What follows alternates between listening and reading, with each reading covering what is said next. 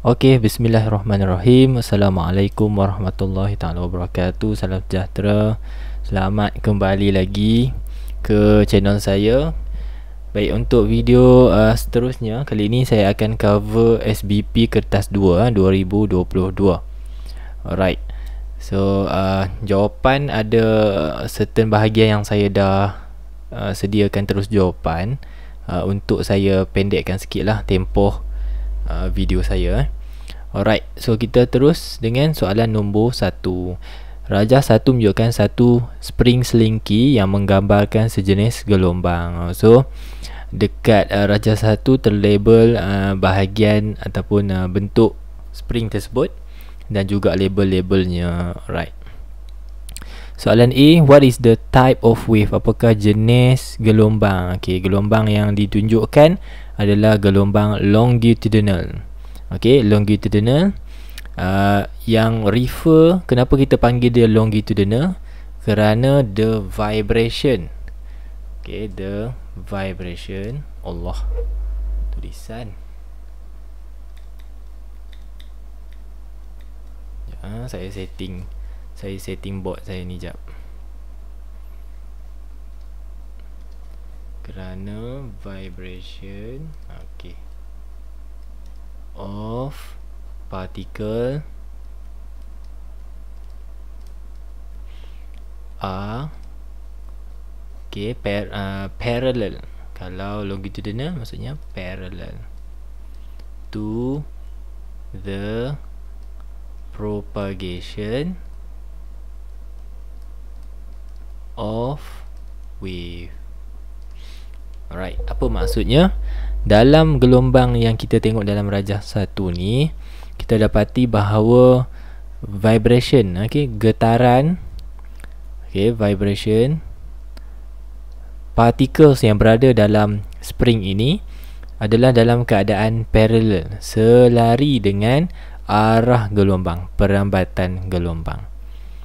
Alright, kalau kita nak lukis, bermaksud dia as the wave move from left to right, bergerak ke kanan, misalnya partikel akan vibrate ke kanan dan ke kiri, ke kanan dan ke kiri, ke kanan dan ke kiri. Alright, and look at the direction of vibration yang saya dah lukis ni, which is parallel to the propagation of the wave. So kalau gelombang itu partikelnya bergetar selari dengan arah perambatan gelombang, maka kita panggil dia longitudinal wave. Baik, kita terima juga jawapan untuk mechanical wave, yang maksudnya wave yang memerlukan medium, wave that needs medium to propagate. Okay, memerlukan medium untuk merambat. Alright, terus kepada soalan B, complete the statement below by ticking right in the correct box. So K adalah kawasan K, look at here, K adalah kawasan regangan, refraction. Okay, untuk bahagian-bahagian lain yang melibatkan regangan adalah M dan O. Yang lain pada itu dipanggil mampatan, compression. J, L, N dengan P, compression. Right. C, circle. Soalan minta bulatkan. Circle 2 letters in the diagram that represent wavelength. How do you measure wavelength? Macam mana kita ukur jarak panjang gelombang?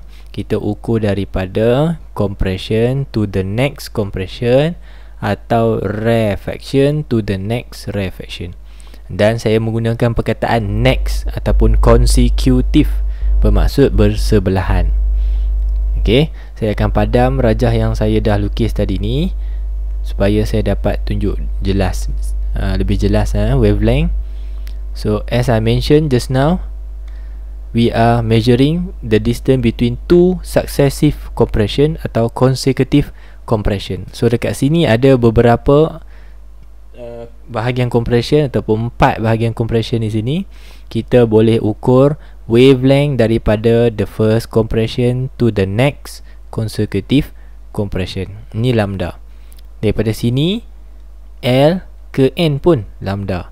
Daripada N ke P pun lambda. So soalan minta bulatkan dua daripada mana-mana huruf yang melibatkan ataupun yang mewakili wavelength.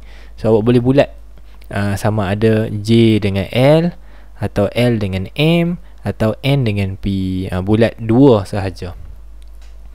Okay, so misalnya saya bulatkan macam tu, J dengan L. Cukup untuk dapatkan satu markah.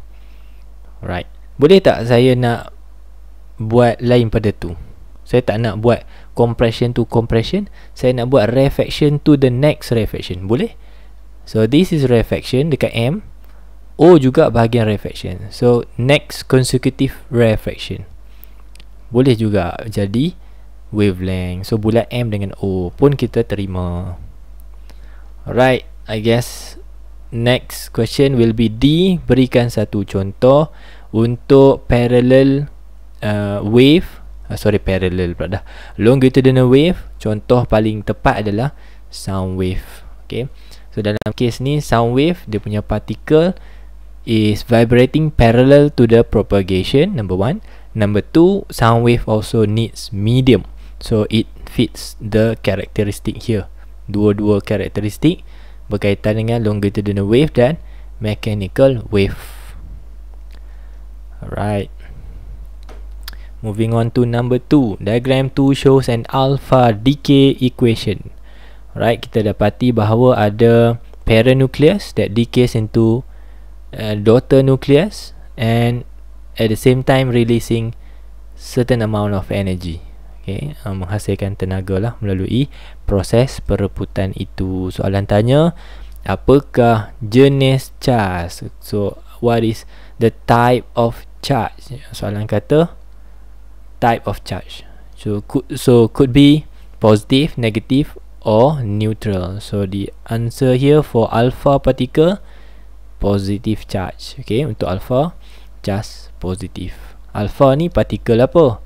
Alpha adalah partikel helium. This is alpha particle.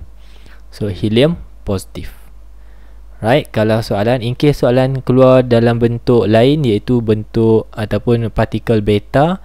Beta is electron, 0, negative 1. Beta is a negatively charged, negative. Right, kalau gamma, neutral. Right, moving on. B. Calculate the mass defect in the nuclear fusion reaction in unit of AMU. Right, the formula here, untuk mengelakkan daripada confuse, saya akan let me erase the formula here. Saya nak delete sini supaya saya boleh tulis yang proper. So the formula is E equals to mc square. The one that is referring to mass defect is m here. So in order to calculate mass defect m, you need to divide the nuclear energy to square of the speed of light. Okay, kita masukkan maklumat tenaga dahulu. Where do you get the energy? From here. Okay, the keyword here joule kat situ, maksudnya ni tenaga lah. Right, so this is the E 6848. So 6.848 darab 10 kuasa negatif 13 divide by C. C is the value of speed of light, which is 3 times 10 to the power of 8, and then you need to square it because it is C square here. Alright, let's calculate the mass here. The mass defect, mass defect situ kita kira berapa? 6.848 darab 10 kuasa negatif 13 bahagi dengan 3 darab 10 kuasa 8 yang dikuasa 2 kan. And thus we get 7.6 times 10 to the power of negative 30. But now the unit is still in SI unit, which is kg. Kalau awak tanya saya, cikgu kenapa pula dalam kg cikgu? Kerana in one formula kita kena make sure semuanya dalam unit SI. Misalnya energi yang kita tengah ganti ataupun telah ganti itu dah berada dalam joule, which is the SI unit for energy. And C here is also coming from the SI unit ms negative 1, the speed of light. So bila kita cari mass defect, then our mass defect will be in SI unit, kg for mass. Alright. But the question is asking you to let your answer ataupun your final answer should be in the unit of AMU. How do you convert from kg to AMU? It is by dividing. Okay, tengok sini. 1 AMU is this much. 1 AMU banyak ni kg. So bila kita ada banyak ni kg, kita nak tukar pergi AMU, we are now dividing the answer, our answer 7.6 times 10 to the power of negative 30 divide by 1 AMU. 1.66 times 10 to the power of negative 27 kg. Okay, bahagi tengok. 1.66 darab 10 kuasa negatif 27. Alright. You should get 4.58 times 10 to the power of negative 3 AMU. A.M.U ataupun U saja pun kita terima. So there you go, there is your final answer. Okay, kita convert kepada AMU sebab soalan yang minta dalam unit AMU. Next, if the mass defect increase, the M mass defect increase, what happened to the energy produced in the reaction? So via formula E equals to mc square. If I can highlight the mass defect here, which is the M, and the E, the energy, nuclear energy. So as the question mentioned, when the mass defect increase, then so does the energy. Energy pun akan meningkat juga sebab atas dengan atas kan. So sebenarnya yang Einstein conclude bahawa whenever we have certain amount of mass defect, okay, sepatutnya where did the mass defect gone?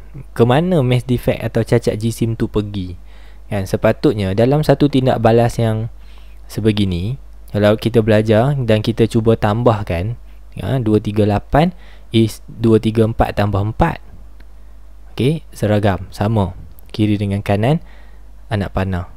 92 is 90 plus 2. So all the proton numbers, which is the mass numbers, okay, mass number, proton number pula, nuclear number, which is the mass number, semuanya masih sama. Sepatutnya jisim, bila kita tolak parent dengan daughter, kita mesti dapat kosong, tak ada beza antara jisim parent dengan jisim daughter. But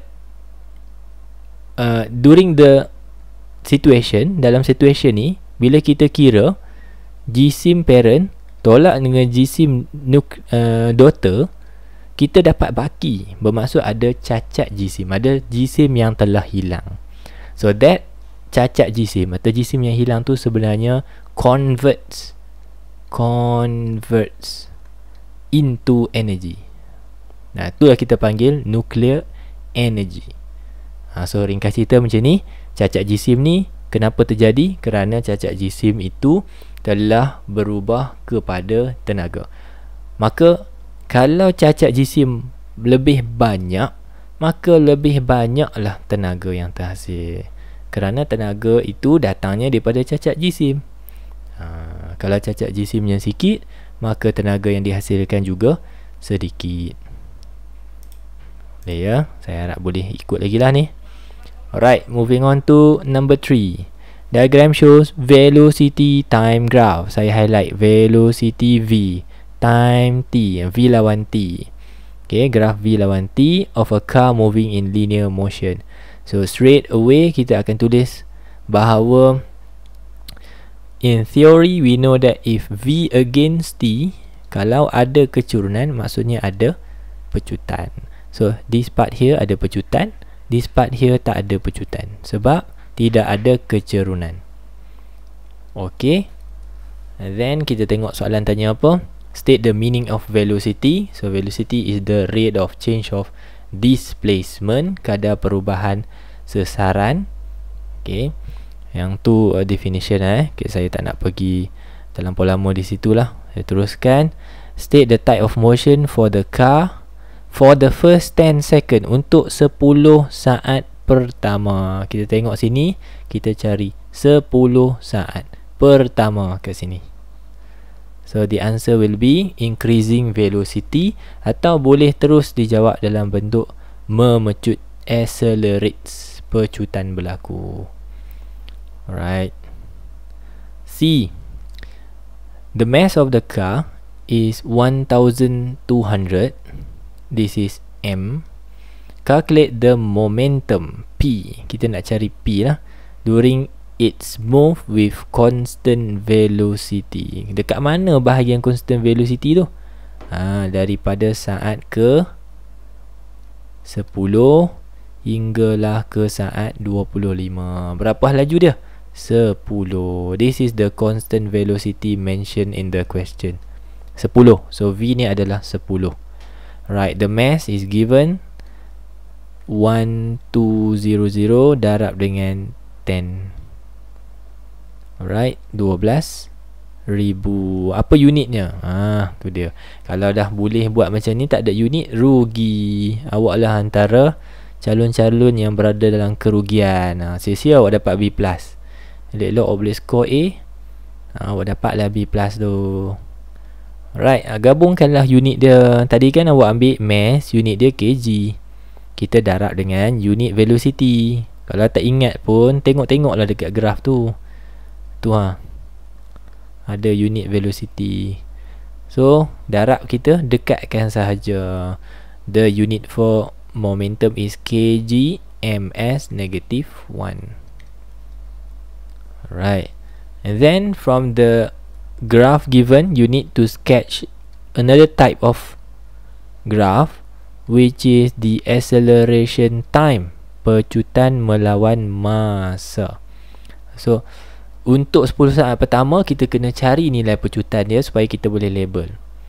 Okay, berapa nilai pecutan untuk 10 saat pertama? Now, pecutan daripada sini, kita cari gradient. So, in order to find the gradient here, kita ambil beza paksi Y. Ini yang secara ringkas. Beza pada paksi Y, kita bahagi dengan beza pada paksi X. Sebab dia mula dekat origin, so senang je lah. Beza paksi Y adalah 10 tolak kosong, which is 10. Beza paksi X adalah 10 tolak kosong juga, 10. So 10 bagi 10 is 1. Alright, kita dapatlah nilai 1.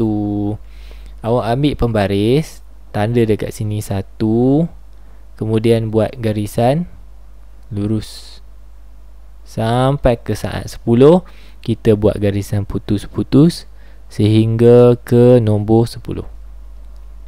Menandakan ada pecutan berlaku daripada saat 0 hingga saat 10 dengan nilai 1 ms negatif 2. Right, kita check dulu untuk saat 10 hingga 25 pula. 10 hingga 25. Okey, berapa pecutan dia? 0, tak payah kira. Sebab kalau kita kira gradient pun, buat apa? Sebab tak ada kecurunan. So kecurunannya 0. Alright, kecurunan 0. Ambil pensel awak, tekan dekat bahagian graf paksi X tu. Tekan, bagi pemeriksa boleh nampak. Tebalkan sikit lah. Tebalkan sikit. Alright. Kemudian apa berlaku seterusnya? Ada lagi tak bahagian graf? Tak ada dah. So pecutan 1, pecutan 0. There you go. Ini dia punya gerakannya. Selesai. Okay, boleh jugalah kita buat putus-putus kat sini. Tapi saya tak rasa lah wajib kot kan. Kalau nak buat lebih selamat lah, menandakan motion tu berakhir pada saat ke-25. There's no further motion because the graph stops at 25 seconds. Habis untuk soalan 3. Terus ke soalan 4. Diagram shows an electric steamer. Ni steamer untuk kita masak makanan dalam steamer. So, soalan tanya, what is the meaning of specific latent heat of vaporization? Kita ambil satu-satu. Okay, heat kita akan tulis dengan perkataan heat required. Okay, heat required itu pair dia. Saya suka awak hafal macam ni. So specific latent heat of vaporization is a amount of heat atau heat required. Alright. Then kita akan highlight perkataan specific. That is referring to 1 kg. Kita hanya ataupun kita spesifikkan haba tu untuk 1 kg bahan saja. Kita tak ambil sembrono. Kita ambil contohnya air, kita cedok je berapa kilo. Tak, kita kira untuk 1 kilo bahan. So specific here refers to 1 kg mass of substance. Right, next part of the definition, saya akan highlight warna pink, which is which is vaporization. That refers to changes from liquid to gas. Ni saya highlight ikut warna code. So vaporize means cecair jadi gas, vapor. Okay, vaporize. And the last keyword, which is the word latent, hidden, which is tak nampak, hidden. Kenapa kita tak nampak? Because there is no change in temperature. Without any change in temperature, tidak ada perubahan suhu yang berlaku. So kita cerakinkan jawapan definition kita dalam bentuk macam ni. So what is specific latent heat of vaporization? It is a heat required, sejenis haba ataupun jumlah haba yang diperlukan. So the word specific refers to 1 kg. Okay, vaporization refers to perubahan fasa daripada liquid kepada gas. Dan latent, which is hidden, which is tak nampak. Kenapa kita tak nampak kesan haba tu? Kerana tidak ada perubahan suhu. Sebab by right, kalau kita panaskan satu bahan, suhu akan meningkat, menandakan haba tu diserap ke dalam bahan tersebut. Tapi at that moment, particular moment, there is no change in temperature. Suhu malar, suhu tidak berubah. Alright, moving on to B.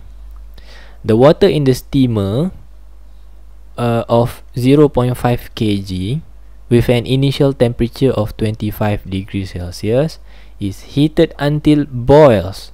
Okay, hingga dia mendidih. Dekat situ pun ada keyword yang awak akan extract. Berapakah perubahan suhu? What is the change of water temperature? So water will boils at the temperature of 100 degrees Celsius. Suhu air mendidih, which is the boiling point, is 100 degrees Celsius. So perubahan suhu apa? Dari 25 naik ke 100. There is 75 degrees Celsius. Perubahan suhu, which is kalau in the form of symbol, that is written in the form of delta theta. Then this is your mass, M. Alright. Calculate the quantity of heat required given that the specific heat capacity, which is the value of C, 4200. So in a formula, which is Q equals to MC delta theta, because there is a change in temperature. So kita pakai formula ni lah. Okay, jumlah hitung quantity of heat required.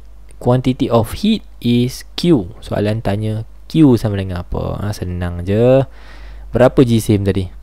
0.5 air tu. 0.5 kurungan C 4200. Perubahan suhu 75. So how much? Alright. So 0.5 darab 4200 darab dengan 75. Okay, you should get 157,500. Unit untuk haba adalah joule. Kalau pun tak ingat, belek-beleklah kertas soalan. Mungkin awak akan dapat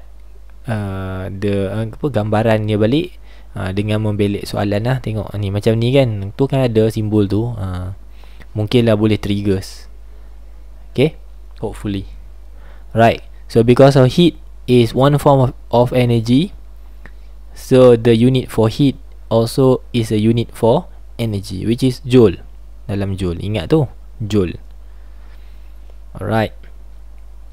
Number 3, Roman, the food in the steamer requires this much of energy to be steamed. Calculate the mass of steam produced. Mass of steam. So soalan suruh cari M. Soalan bagi apa ni? Dia bagi energy. Okay, requires that much of energy. And then soalan bagi apa lagi? Specific latent heat of vaporization. Alamak, berbelit-belit. Vaporization. Allah, pada balik. Which is this much in a symbol of L. Okay, so soalan minta cari M. So macam mana kita nak selesai soalan ni? Apakah formula yang sesuai? So the energy mentioned here is also the heat energy, which is in the symbol of Q. So kita ada M, ada Q, ada L. Macam mana kita nak cari M? Kita pakai formula specific latent heat of vaporization, ataupun specific latent heat sajalah. Q sama dengan ML. Right, carilah M jisim, Q bahagi L.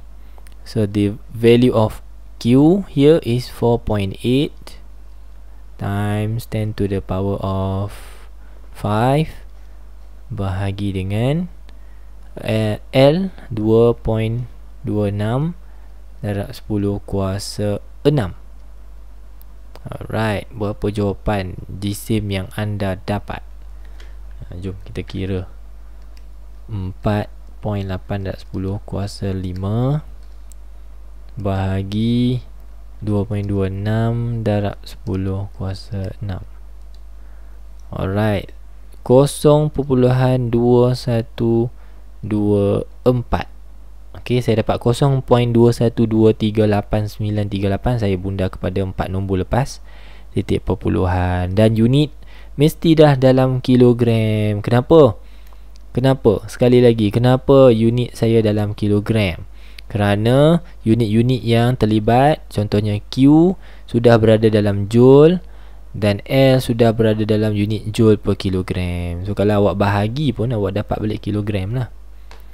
Misalnya macam gini, saya tunjuk satu So Q ni dalam joule, bahagi, kenapa bahagi? Ni operasi bahagi kan. So L is J kg negative 1. Potong joule ni, tinggal kg negative 1, bawa naik atas jadi kg. Tapi takkan yang tu pun awak tak tahu kan. Jisim, unit SI untuk jisim mestilah kilogram. Right, C, using the concept of latent heat, explain how food is cooked with electric steamer. Kenapa kita, ataupun famous lah penggunaan electric steamer ni?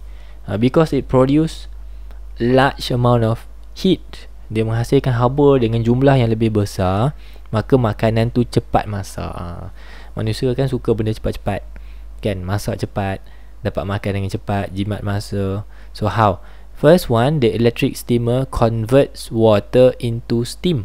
Steamer ni fungsinya untuk menghasilkan condensation atau menukarkan air kepada gas, steam. So because of the steam have large amount of heat, atau hasilkan satu jumlah haba yang sangat besar, maka makanan dapat dimasak dengan lebih cepat. Apabila haba tu dipindahkan ke makanan, makanan tu cepat masak. Alright. Next, number 5, diagram 5.1 and 5.2 shows two electronic circuits which consist of identical dry cell, diode and light bulb. Okay, dua-dua rajah ni mempunyai diode, bulb dengan sel kering yang sama jenis, identical, sama. Cumanya apa? Cuma kalau buka mata luas-luas, which is you supposedly to memang kena buka mata luas-luas, bermula soalan nombor 5, nombor 6, nombor 7, nombor 8. Berhati-hati sebab awak nak compare. Awak akan diberi setiap soalan tu 5 ada 2 raja, 6 ada 2 raja. Okay, yang kat situ memang awak ada 5 markah yang awak boleh dapat directly on the diagram. Jawapan semua ada atas diagram. Cuma awak nampak tak nampak, boleh bezakan atau tak boleh bezakan sahaja. Rugilah. So now I'm highlighting the orientation of the dry cell. Nampak dry cell ni? Untuk 5.1, the dry cell is connected this way. In 5.2 in this way. Apa way tu? Maksudnya dalam 5.1, the positive of the dry cell is connected to the positive of the diode. Suka tersasul hari ni, pelik. Alright. And in 5.2, the negative of the dry cell, negative terminal of the dry cell is connected to the positive of the diode. Dalam kes ni awak kena tahu bahawa ada dua cara connection when involving diode. Bila kita melibatkan diode, ada dua cara pemasangan. Okay, kalau kita sambung positif terminal bateri dengan positif diode, we call it forward bias atau pincang hadapan. Okay, if kita terbalikkan, bermaksud negatif dry cell sambung dengan positif diode, we call it reverse bias.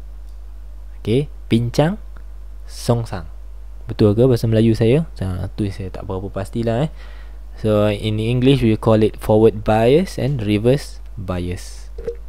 And then pelajar mintalah tolong awak tahu consequence. Apa maksud consequence? Kesan daripada forward bias. In forward bias, the current will be allowed to flow through the diode. Current boleh pass through the diode. Okay, current pass through. So current boleh pass through the diode. Okay. And for reverse bias, the consequence is the current is disallowed to flow. Cannot flow through the diode. Tak boleh melepasi diode. Cannot pass through the diode. Cannot flow through the diode. So as a result, untuk 5.1, bila arus dapat mengalir dalam litar, maka bulb akan menyala. Lengkaplah litar tu, maka bulb akan menyala. On the other hand, untuk 5.2, because of the current cannot complete the circuit, cannot flow through the diode, thus the bulb does not light up. Dekat situ saja awak dah boleh merangka-rangka jawapan lah. Okay, merangka-rangka jawapan. Alright, tu sekadar kita nak tengok rajah dulu. Tapi dalam exam, baca ke semua, tengok bezanya, tengok beza apa yang dalam litar tu, kemudian tengok soalan tanya apalah. Alright, kadang-kadang tu kita bincang teori tapi ada yang tak terselit dalam soalan. Tak apa, penambahan lah kan. Alright, yang soalan pertama adalah what is the function of diode? Seperti saya bagi tahu tadi, which is the diode only allows the current to flow in one direction. Hanya membenarkan arus elektrik mengalir dalam satu arah sahaja. One direction only. Yang itu kena ambil tahulah. Okay, bila yang arus dapat melepasi diode tu ataupun mengalir melalui diode tu? Jawapannya dalam connection forward bias. Jawapannya apabila terminal positif bateri bersambung dengan terminal positif diode. Positif. So dua-dua kena positif, baru arus boleh mengalir. Right. B, dekat sini saya kata 5 markah yang sepatutnya awak tak akan salah dalam paper 2. Okay, 5 untuk soalan 5, 5 markah lagi untuk soalan 6, which is easy 10 marks. Sepatutnya easy 10 marks. Right, macam mana cara dia? B1, observe 5.1 and 5.2, compare the condition of the light bulb. Some question, setengah soalan dia dah lukis garisan-garisan yang menandakan kecerahan ataupun menyala ke tak menyala lampu tu. Untuk soalan ni awak mesti faham the concept lah. So 5.1 menyala, 5.2 tak menyala. Okay, so 5.1 light up, 5.2 does not light up. Kita compare kan dalam satu ayat. Boleh pakai while, boleh pakai whereas, boleh pakai other comparative words. Yang sesuai kat sini adalah ataupun whereas. Alhamdulillah. Alright. Nombor 2, compare the connection of dry cell to diode. Connection of dry cell to diodes. So seperti saya mention tadi, the diode in 5.1 is forward bias, itu connection dia untuk 5.1, while in 5.2 it is in reverse bias, dalam keadaan pincang songsang. Alright, yang ketiga, compare the depletion layer of diodes. Yang ni mungkinlah awak nak tersalah lah kan. Saya berharap awak tak salah lah. Let me tell you how do you get the condition of depletion layer. Alright, dalam diode, saya cerita sikit saya take time sikit untuk cerita the konsep dalam diode tu. Diode is made up from two semiconductor. Let's say here semiconductor P and N, kita wedge together to form a diode. This is a diagram of a diode. Okay, let's say this diode here is connected to a dry cell, which is positif sebelah kiri, negatif sebelah kanan. So this is in forward bias. Kerana positif terminal of battery bersambung dengan positif terminal of diode. Okay, saya highlight dulu. Saya cerita macam tu dulu. Alright. So in theory, mungkin dalam buku teks awak, saya tak sure ada kot. Okay, tapi saya cerita sikit lah. Semiconductor ni sebenarnya awak dah belajar dalam form 3, form 2 mungkin. Okay, so konsepnya tu tak diceritakan sekali lagi lah dalam form 5. Okay, nevertheless, P, semiconductor jenis P, dia ada majority charge carrier. We call it as hole. Hole ni adalah majority charge carrier. There is positively charged. Okay, positively charged. So saya labelkan dengan simbol O. Saya letakkan positif lah supaya awak tahu bahawa the majority charge carrier here is a hole. H-O-L-E, holes. Okay, on the other hand, the N semiconductor, N-type semiconductor, dia ada majority charge carrier juga, which is the negative charge, that is the electrons. Alright. Now apa berlaku is the holes being a positively charged always attracted towards negative terminal. Tengok saya ulang balik ayat saya. Holes ni charge-nya positif. Sentiasa tertarik kepada terminal negatif.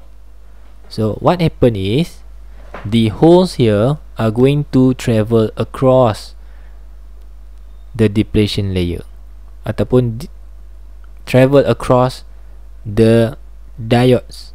Okay, kerana nak menghala kepada negatif terminal. Kenapa? Because different charges attract. So dia tak akan pergi ke belakang lah, tak akan pergi ke positif. Okay, tertarik ke sebelah sini, dia nak pergi sini ni. dia nak pergi ke negative terminal. On the other hand, for electrons, because of electron is negatively charged, electron always attracted towards positive terminal. So what happened here is the electrons here are going to travel in the opposite direction, which is crossing also the diode towards the positive terminal. So there will be crossings of holes and electrons on this, we call it apa dia panggil, junction. Junction. So when the holes and electron are crossing each other towards the respective terminals, there will be depletion layer. Akan ada satu layer. Layer tu bukanlah, kalau kita tengok mata kasar tak nampak pun layer tu. Ada satu lapisan dekat sini yang saya akan lorekkan. This is what we call the depletion layer. So by crossing each other or crossing towards positive terminal and negative terminal, causing the depletion layer to become thinner, jadi nipis. We can imagine that electron dengan holes tu dia cross, okay. Electron cross ke kiri, holes cross ke kanan, depletion layer makin lama makin sempit, jadi makin lama makin nipis. Alright, and because of the layer is thinner, the resistance across the terminal, rintangan yang terhasil di sini akan berkurang. Maka rintangan atau layer yang menyebabkan rintangan berkurang tu telah pun menyebabkan arus boleh melepasinya. Sebab itu dalam forward bias current boleh flow. Okey, kemudian menyalakan mentol. So this is forward bias.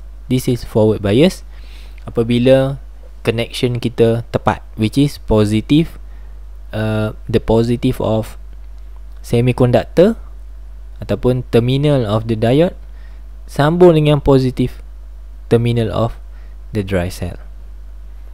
Untuk puaskan hati, saya cerita pula untuk reverse bias kan, in case awak tertanya-tanya, cikgu reverse bias macam mana pula cikgu? Okey, saya cerita. Reverse bias, saya ambil ruang atas ni ya. Untuk reverse bias pula, whenever we connect the P-type semiconductor to negative terminal, kita terbalikkan negative terminal of the dry cell. So negatif sini, positif kanan. Now sama juga holes tadi berada dalam P-type semiconductor, masih lagi positif lah. Manakala elektron berada dalam N-type semiconductor. Now perkara bertentangan telah berlaku. Bertentangan macam mana tu? Jawapannya adalah, cuba saya highlight dekat sini ya, warna oren lah, warna hijau. Alright, so because of holes is positively charged, always attracted towards negative terminal. So instead of crossing here, instead of crossing to this side, the holes here are going to not crossing the terminal but moving to this way. Okay, gerak ke kiri kepada terminal negatif, because positive and negative charge attract each other. So there is no crossing of holes to this side, ke kanan, tak ada. And likewise, sama juga macam elektron sini. The electron here is negatively charged, because of it, negative always attract a positive, always attract towards positive terminal. So the electron moving to this side, towards the positive terminal. There will be no crossing in between the junction of P and N semiconductor. So kalau saya boleh lukis kat sini, disebabkan tidak ada crossing maka the depletion layer menjadi tebal, thick. Depletion layer become thick, tebal.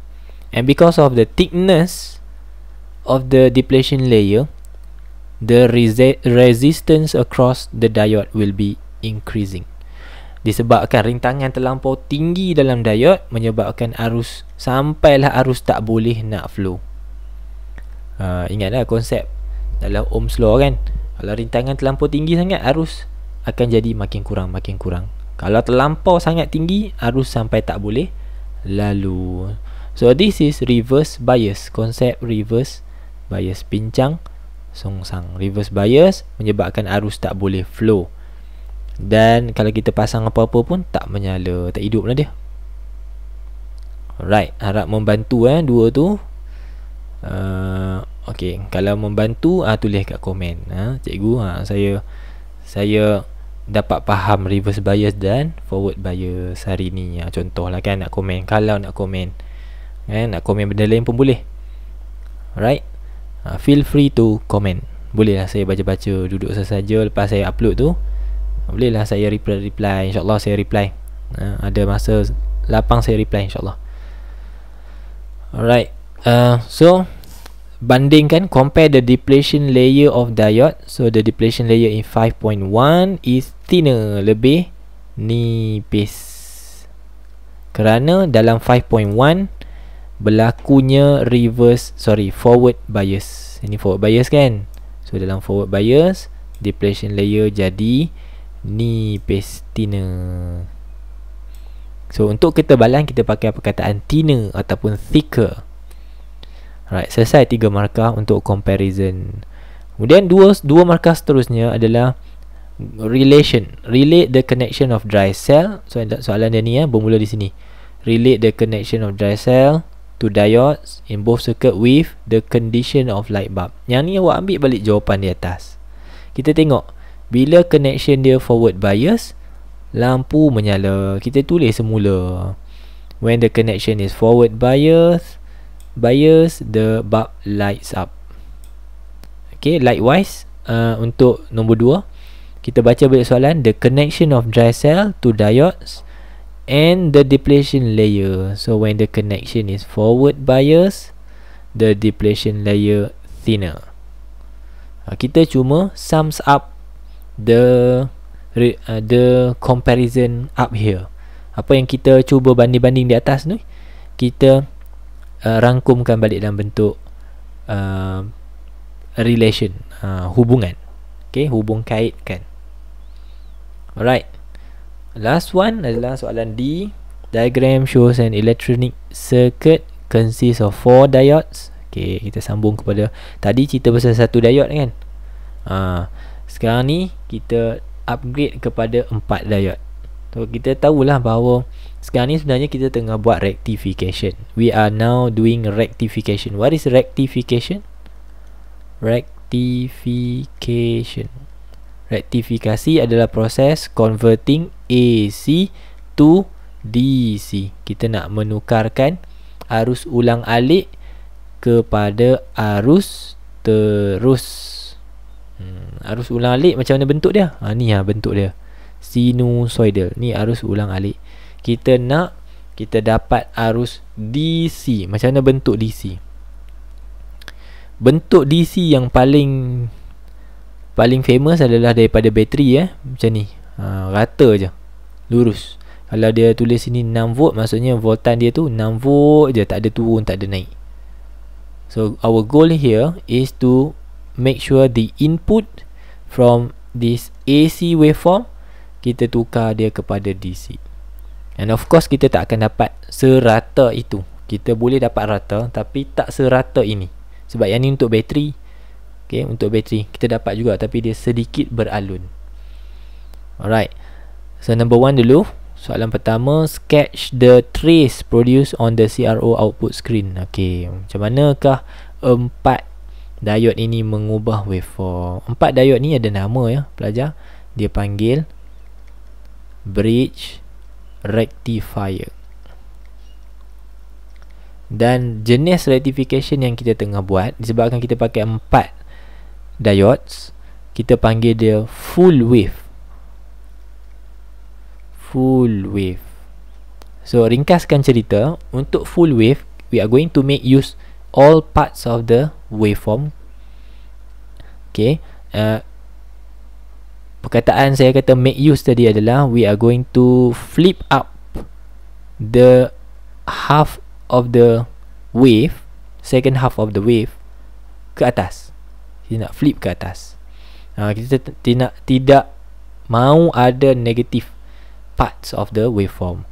So tengok amplitude dia, amplitude dia satu kotak je kan. Awak jangan lebih-lebih lah buat dua kotak gitu. Salah. Amplitude-nya unchanged. So make sure amplitude sama. Lepas tu flip up. Ini sama, flip up. Okay, like so, macam tu. So all the waveform are going to be in the positive cycle ataupun positive side sahaja. And then kita cuba banding tengok ni. Ni bateri ni yang saya kata 6 volt ni, yang rata ni dengan yang kita dapat. Okay, ada masa voltan kita jatuh sehingga kosong, which is not good, not completely good lah. Sebab ada masa voltan kita jadi kosong, arus kita juga jadi kosong. So untuk mengelakkan daripada jatuh kosong, kita pakai satu alat dipanggil, satu bahan dipanggil capacitor. Okay, capacitor is used to smoothen, untuk meratakan output kita. Kan output kita dapat macam itu, output kita kan macam ni. Rata ke ni? Tak rata. So untuk meratakan, kita pakai kapasitor. Kapasitor akan bantu. Saya padam balik kapasitor. Daripada waveform kita begini, saya lukis roughly je Okay, waveform kita begitu. Kita nak waveform kita jadi rata. So dengan menyambungkan kapasitor, kapasitor ni dia akan meratakan. Macam tu. Dia turun sikit, dia naik balik. Dia turun sikit, dia naik balik. So yang berwarna merah ni adalah waveform baru, waveform yang apabila kita sambungkan kapasitor. Nampak tak? Kalau saya lukis merah saja, dia akan jadi macam ni. Turun sikit, turun sikit, turun sikit, turun sikit, which is smoother, lebih rata as compared to warna hijau, which is dekat dengan apa yang kita nak. Nampak ni, yang 6 volt ni, nampak ni, rata kan. Ni pakai bateri. Of course kita akan dapat yang seakan-akan macam merah ni, kan rata tu. So this is already DC. Inilah direct current yang kita nak, walaupun tak rata. Kalau nak rata betul-betul lebih rata, kita pakai kapasitor dengan capacitance yang lebih tinggi. Nilai capacitance yang lebih tinggi, maka lebih rata lah dia. Alright, soalan kata apa? Lukiskan sambungan kapasitor dengan betul. Pastikan pelajar tahu bahawa kena sambung paralel. Kepada siapa? To R. Sambung selari dengan resistor. Okay, sambung selari dengan resistor. Okay, so itu sahaja untuk bahagian pertama, part 1 untuk kertas 2 SBP 2022. Nanti kita jumpa dalam bahagian kedua, bermula dengan soalan nombor 6. InsyaAllah kita jumpa lagi. Terima kasih support channel saya. Boleh kongsi-kongsikan lagi, tambah-tambahkan lagi subscribers, tambahkan lagi viewers. InsyaAllah saya akan teruskan berkongsi penjelasan dan juga jawapan untuk soalan-soalan trial yang seterusnya. Okay, keep it up. Jumpa lagi. Bye. Assalamualaikum.